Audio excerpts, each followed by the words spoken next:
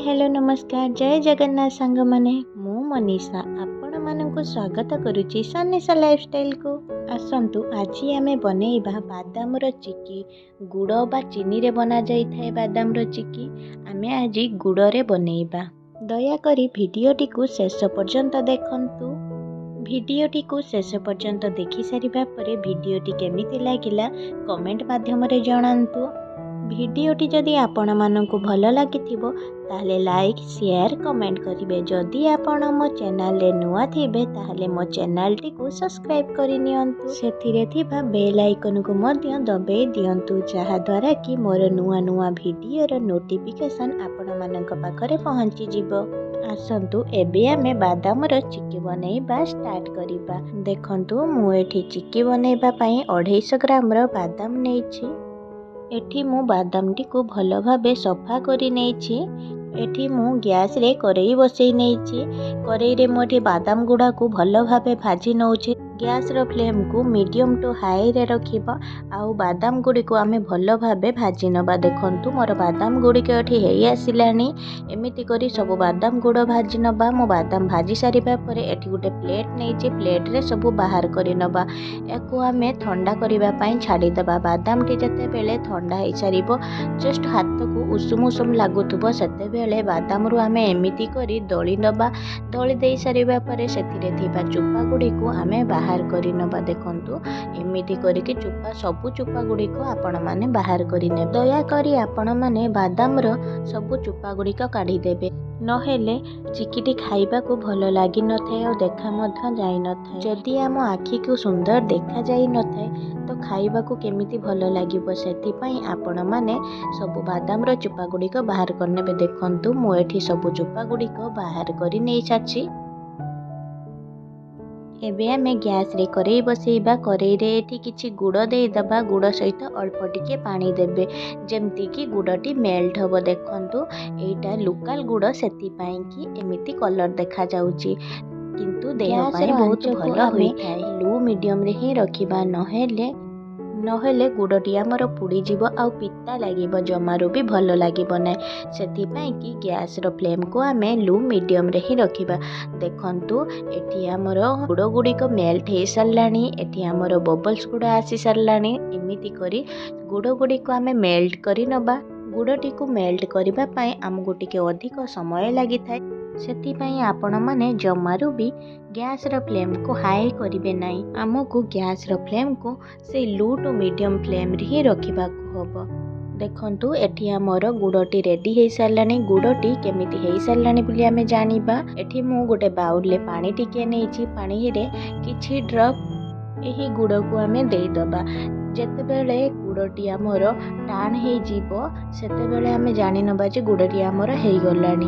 Rubber भली टाण भली हे जीवो तो सेते बेले आमे जानि नबा जे आमर गुड़टी ठीक भाबे हे सारिची। एई समय रे आमे जो बादाम गुडी को चुपा छड़े रखिथिले से बादाम गुडी को एइथिरे आमे देई दबा। देई सारिबा परे गुड़ रे बादाम को आमे भलो भाबे मिसेई नबा। से पर्यंत आमको मिसेइबा को पड़िबो जे पर्यंत गुड़ आउ बादाम गुडी को भलो भाबे मिसी न जाइछि सेमिति आमको भलो भाबे मिसेइबा को पड़िबो। गैस रो फ्लेम को आमे लो रे ही रखिबा। जमारो हाई करिवे नाही। लो करिबा द्वारा आमर चिक्कीटी भलो हेई थाए। हाई कर देले बा मीडियम भी करि देले आमर एठी गुड़टी पूरा ठीक भाबे हेई सारिछि। जेहेतु अधिक हेई गले तो पिता लागिबो सेति पई के हमको गैस रो फ्लेम को लो रे ही रखिबा को पड़िबो। एबे हमर चिक्कीटी भल भाबे हेई सरलानी। मु एठी गोटे बड़ थाली नेइछि। सेथिरे अल्प टिके घियो लगे देइछि। आपण माने घियो बा तेल मध्य यूज करि परिबे। एहा परे आमे जो से गुड़ आउ बादाम रो मिश्रण को रखिथिले से सब को आमे एथिरे देई दबा। देई सारिबा परे मु एठी गोटे बेलणा बाड़ी रखिछि। बेलणा बाड़ी रे मु एठी अल्प टिके घियो लगे देइछि। घियो लगे देबा द्वारा बेलणा बाड़ी रे किछि जमारू भी लागिबो नाही। थाली रे घियो लगेबा बा तेल लगेबा द्वारा थाली रे मध्य लागि न थाए आ चिक्कीटी हमर बाहरी आसी थाए। टिके टिके प्रेस करिवे जहा द्वारा कि ଅଧିକ ପ୍ରେସ୍ କଲେ ତଳେ ଲାଗିଯିବ, ସେଥିପାଇଁକି ଅଳ୍ପ ଜୋର ଦେଇ ପ୍ରେସ୍ କରିବେ, ଯାହାଦ୍ୱାରା କି ଆମର ଚିକିଟି ଭଲ ଭାବେ ଚିକିଟି ଆମର ପତଳା ହେଇଯିବ ଆଉ ମୋଟା ମଧ୍ୟ ହବ ନାହିଁ। ସେଥିପାଇଁକି ଆମକୁ ଏମିତି ଧୀରେ ଧୀରେ ପ୍ରେସ୍ କରିବାକୁ ପଡ଼ିବ।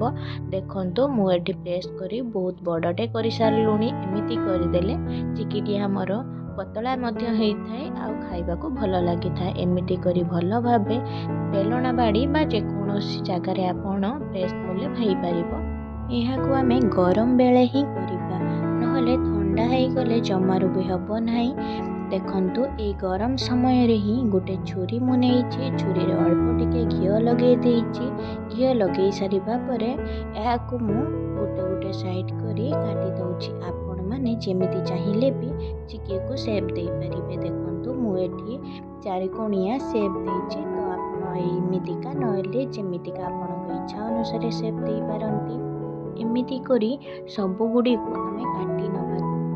ଏସବୁକୁ ଆମେ ଭଲ ଭାବେ କାଟି ସାରିବା ପରେ ତାକୁ ଜମାରୁ ବି ଏବେ ଉଠେଇବେନି, କାହିଁକି ନା ଏଇଟା ଶୁଖି ନାହିଁ, ତ ସେଥିପାଇଁକି ଇଏ ଜମାରୁ ବି ଭଲ ହେବ ନାହିଁ ଆଉ ହାତରେ ଲାଗିଯିବ। ଏମିତି କରି ଥାଳିଟିକୁ ଆମେ ଥଣ୍ଡା ହେବା ପାଇଁକି ଛାଡ଼ିଦେବା, କାହିଁକି ନା ଗରମ ଥିଲେ ଚିକିଟି ଆମର ବାହାରିବନି। ସେଥିପାଇଁକି ଆମକୁ ଚିକିଟିକୁ ଥଣ୍ଡା କରିବାକୁ ପଡ଼ିବ। ଦେଖନ୍ତୁ ଏଠି ଆମର ଚିକିଟି କେତେ ସୁନ୍ଦର ଦେଖାଯାଉଛି କାଟି ସାରିବା ପରେ। ଦେଖନ୍ତୁ ଚିକିଟିର କଲର୍ ମଧ୍ୟ ଦେଖନ୍ତୁ, ଆଉ ଖାଇବାକୁ ମଧ୍ୟ ସେତେ ସୁନ୍ଦର ବି ଲାଗିବ ଆଉ ପରଫେକ୍ଟ ସେପ୍ରେ ହିଁ କଟାଯାଇଛି। ଏଠି ମୋର ଚିକିଟି ଥଣ୍ଡା ହେଇସାରିଲାଣି। ମୁଁ ଏଠି ଗୋଟେ ଛୁରୀ ସାହାଯ୍ୟରେ ଚିକି ଗୁଡ଼ିକୁ ବାହାର କରୁଛି। ଦେଖନ୍ତୁ ଚିକିଟି ଆମର ବାହାରକୁ ମଧ୍ୟ ବାହାରି ଆସୁଛି ଆଉ କେତେ ସୁନ୍ଦର ସେପ୍ ମଧ୍ୟ ନେଇଛି ଆଉ କେତେ କ୍ରିସ୍ପି ହେଇଛି। ହାତରେ ଭାଙ୍ଗିଲେ ଜଲ୍ଦି ଭାଙ୍ଗି ଯାଉଛି, କଷ୍ଟ କରିବାକୁ ପଡ଼ୁନି। ଦେଖନ୍ତୁ ଅଧିକ କୁକ୍ ହେଇଯାଇଥିଲେ ଚିକିଟି ବହୁତ ଟାଣ ହେଇଯାଇଥାନ୍ତା, ଜମାରୁ ବି ହେଇପାରିନଥାନ୍ତା। ଏବେ ଆମର ରେଡ଼ି ହେଇଗଲା ବାଦାମର ଚିକି। ଭିଡ଼ିଓଟି ଶେଷ ପର୍ଯ୍ୟନ୍ତ ଦେଖିଥିବାରୁ ଆପଣମାନଙ୍କୁ ଧନ୍ୟବାଦ।